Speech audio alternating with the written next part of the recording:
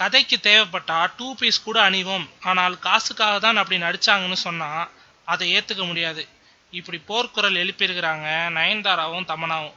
பில்லா படத்துல நயன்தாரா அணிந்த 2 பீஸ்க்கும் கதைக்கும் என்னங்கடா சம்பந்தம்? கத்தி சண்டை படத்துல தமனாவின் துணோண்டு துணிக்கும் கதைக்கும் என்னடா சம்பந்தம்?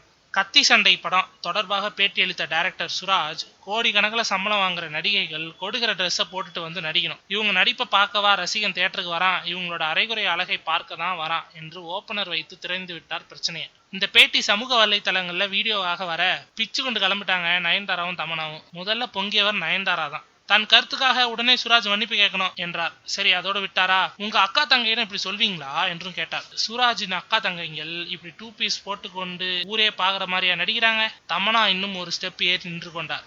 நான் அந்த பேட்டியை பார்க்கும்போது தங்கல் படம் பார்த்துக்கிட்டு இருந்தேன். மேற்கொண்டு படம் பார்க்கவே தோணல. வீட்டுக்கு வந்துட்டேன். பெண்களை உயர்வாக மதிக்கிற படம் தங்கல், ஆனா பெண்களை இவ்வளவு இழிவாக பேசியிருக்கிறார் சுராஜ், உடனே மன்னிப்பு கேட்க வேண்டும் என்றார். நமது டவுட்லாம் இதுதான். அந்த 2 பீஸ் ட்ரெஸ்ஸை கொடுக்கும் போது சந்தோஷமா வாங்கி மாட்டிக்கொண்ட நீங்க இப்போது பொங்குவது ஏன்? சரி, இப்போ கடைசி நேர நிலவரம் என்ன அப்படின்னு பாத்தீங்கன்னா, தான் நெருக்கப்படுவதை உணர்ந்த சூராஜ் பகிரங்கமாக மன்னிப்பு கேட்டுவிட்டார்.